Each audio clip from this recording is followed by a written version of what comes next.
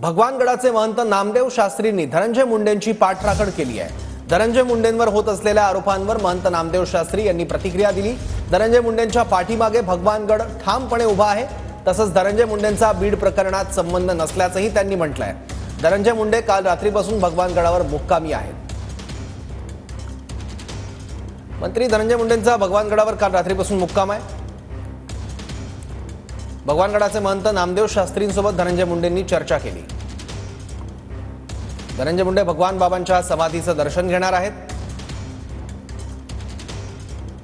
धनंजय मुंडेंच्या पाठीमागे आम्ही भक्कमपणे उभे आहोत असं नामदेव शास्त्री म्हणाले।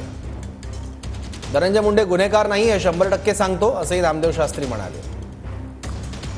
बीड हत्येतील आरोपींना झालेली मारहाण देखील दखल घेण्यासारखी असल्याचं नामदेव शास्त्री म्हणाले। धनंजय मुंडे खंडणी घेणारा माणूस नाही असंही नामदेव शास्त्री यांनी म्हटलं।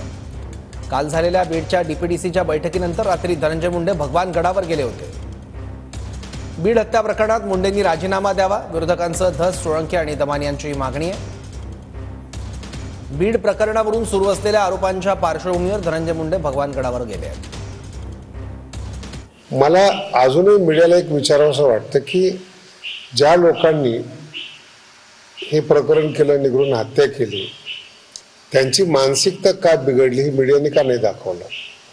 कारण की अगोदर त्यांना जी मारहाण झालेली आहे ते पण दखल घेण्याजोगी आहे असं मला वाटतं। आणि तो त्यांच्या गावातला बैठकीतला विषय आहे, त्याला सेन्सिटिव्ह विषयाला राजकीय हवा देऊन सामाजिक सलोखा बिघडला असं मला वाटतं यातून। आणि खंडणीवर जगणारे हे नेते नाहीत ना, ज्याच्यावर मीडिया आज आक्षेप करतो। गेल्या 53 दिवस झाले तुम्ही मीडिया ट्रायल चालवलेत, त्याच्यामध्ये धनंजय मुंडे खंडणी करून जगणारा माणूस किंवा गुन्हेगार नाही आहे ना। त्याला तुम्ही कायमस्वरूपी हेच ठरवताय ना तुम्ही, त्याची पार्श्वभूमी ती नाही आहे ना। तो त्यांचा खाजगी विषय आहे, मी सामाजिक स्तरावर तुम्हाला बोलतोय। गुन्हेगार नाही आहे धनंजय, हे मी 100% सांगू शकतो। आणि गड त्याच्या पाठीमागं भक्कम उभा आहे आणि पक्षाचे जे नेते आहेत त्यांना सुद्धा याची जाणीव आहे।